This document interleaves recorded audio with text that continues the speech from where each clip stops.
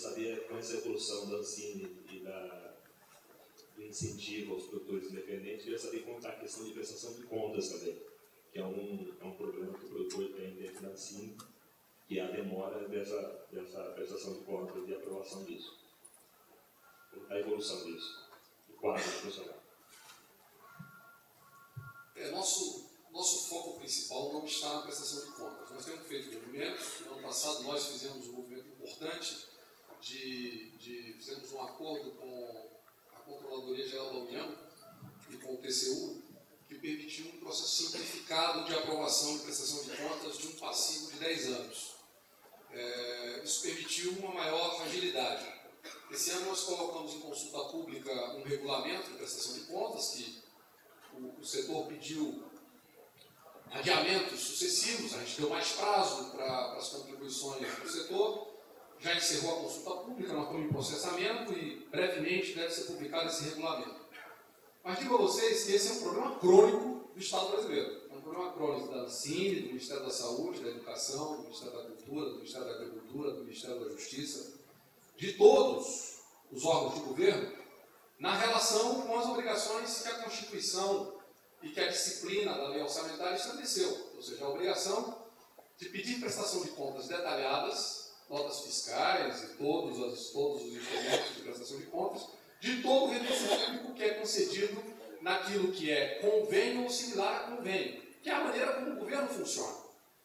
Portanto, isso produz na administração pública federal uma massa de demanda que é infinitamente superior à capacidade de responder à continuidade da vida, porque a vida continua, e você continua aprovando projetos, você continua tocando questões. Então, ao mesmo tempo que a gente vai tomando medidas, eu sempre digo que as medidas são, em geral, paliativas. Ou seja, chegará um momento onde a administração pública terá, junto com a sociedade brasileira, fazer uma revisão do modus operandi, porque será sempre uma situação dessa natureza, ou então uma situação que nenhum de nós deseja, que é a situação de replicar estruturas, ter uma segunda Ancine só para cuidar da prestação de contas.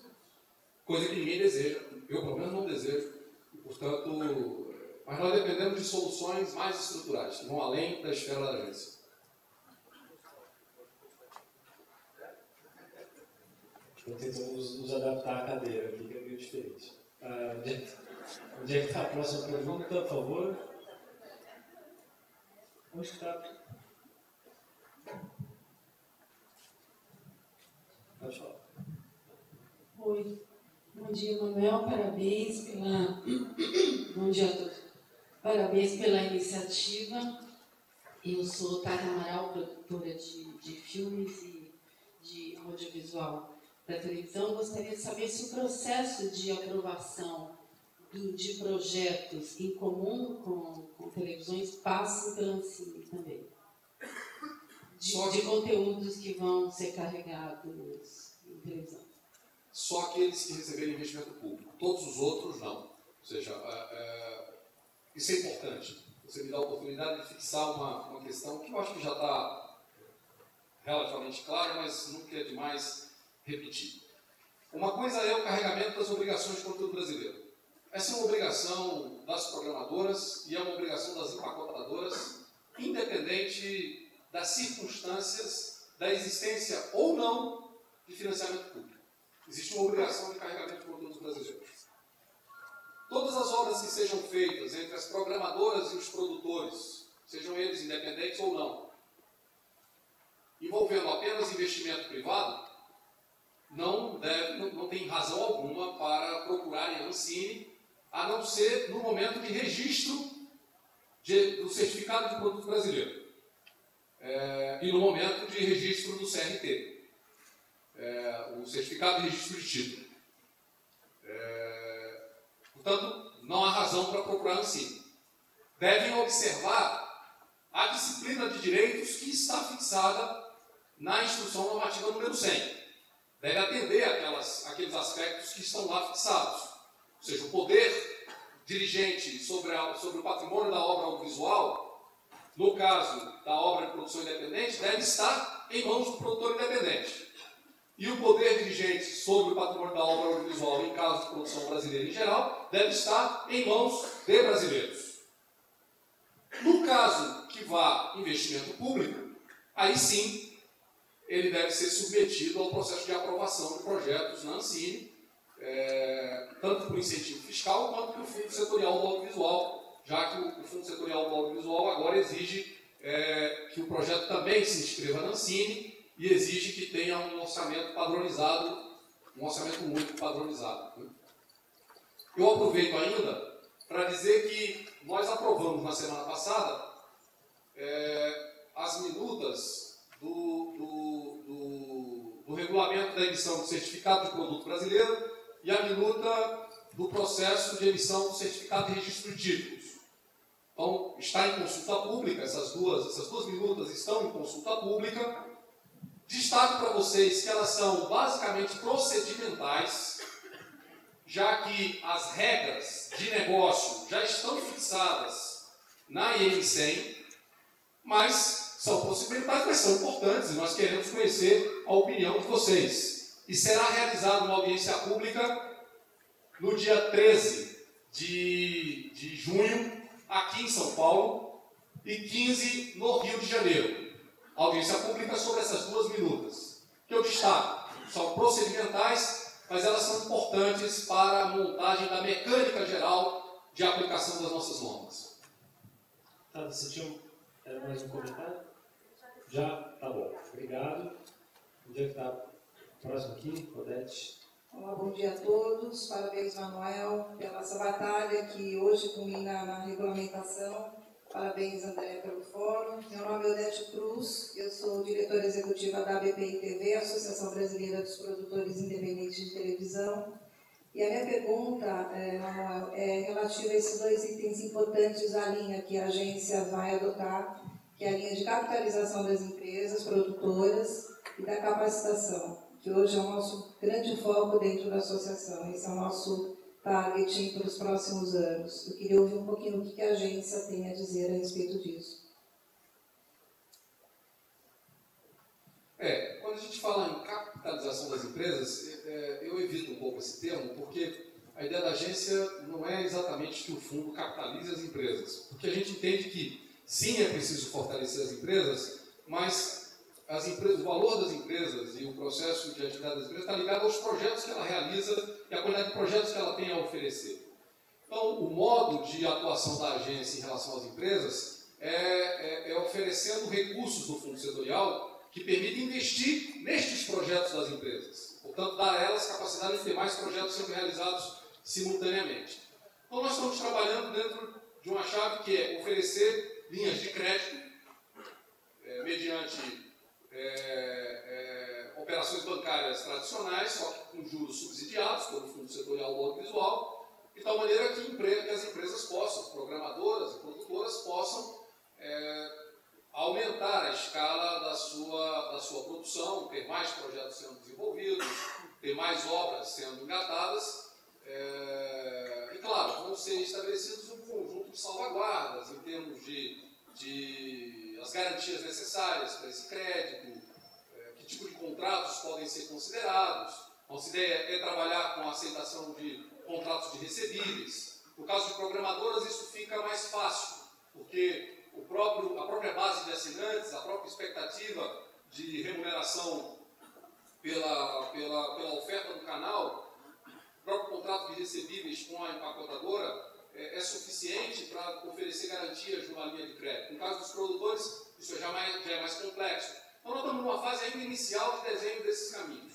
No caso de projetos de desenvolvimento, a nossa lógica opera em dois caminhos principais. Desde o caminho que é o apoio direto a criadores, a roteiristas, desenvolvedores de formatos, quanto a ideia de constituição de núcleos criativos dentro das empresas. Ou seja, núcleos que possam ser estruturados para um processo constante de entrega de projetos de formato, projetos de obras audiovisuais e que possam, portanto, receber recursos do fundo para este desenvolvimento. A gente acredita que uma parte disso pode ser, eventualmente, na modalidade de fundo perdido, mas também acreditamos que uma parte pode ser na forma de direitos sobre a obra quando ela vier a ser realizada, ou mesmo de transação de direitos de outras obras que estejam em processo de realização. No formato exato, ainda estamos em fase de desenho. Temos uma última pergunta, antes de encerrar essa sessão. Pode falar. Bom dia, Manuel. Minha pergunta é um pouco egoísta. Meu nome é Golterap, sou produtor mineiro e represento aqui também vários outros produtores de Minas e alguns colegas do Espírito Santo. A nossa grande angústia em relação à nova lei é que, por estarmos dentro da região sudeste, essa lei não consiga chegar até a gente, literalmente, né, por estar muito próximo de Rio e São Paulo. Existe alguma coisa, algum movimento nesse sentido em se democratizar realmente essa lei? A lei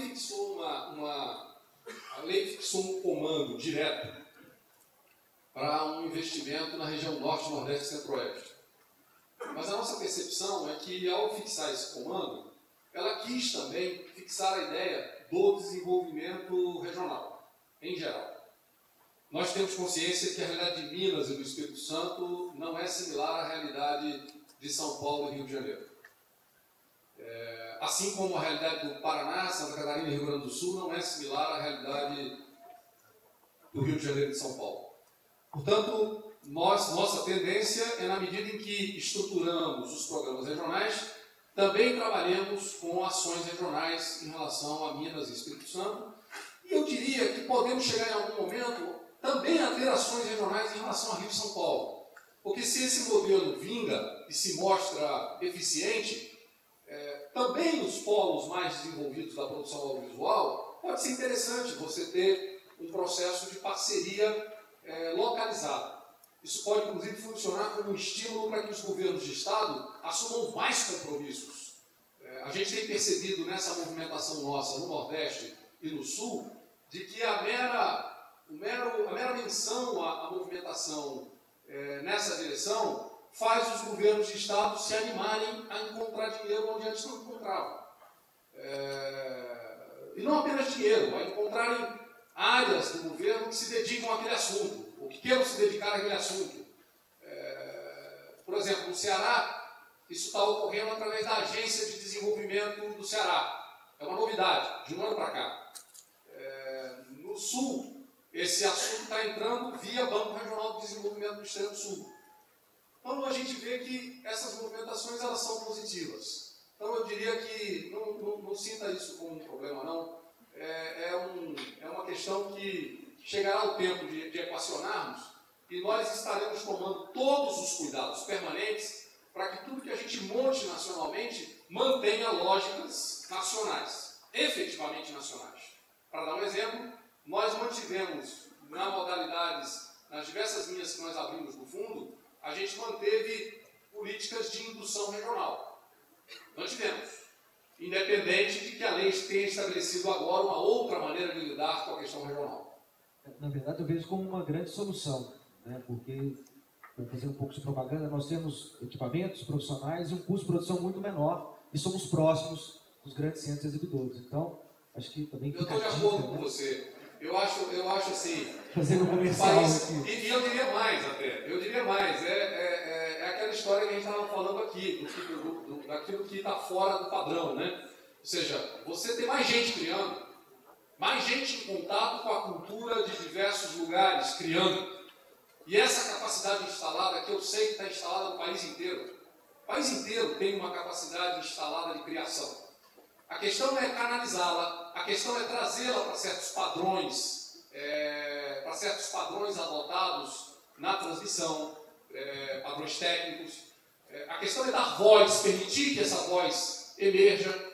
E eu diria que um país com as dimensões continentais do Brasil, com essa população imensa que nós temos, com a pluralidade da nossa cultura, mas ao mesmo tempo com a riqueza de falar uma única língua, mas com diversos sotaques, a gente não pode abrir mão disso. E acho que isso enriquece o processo de produção.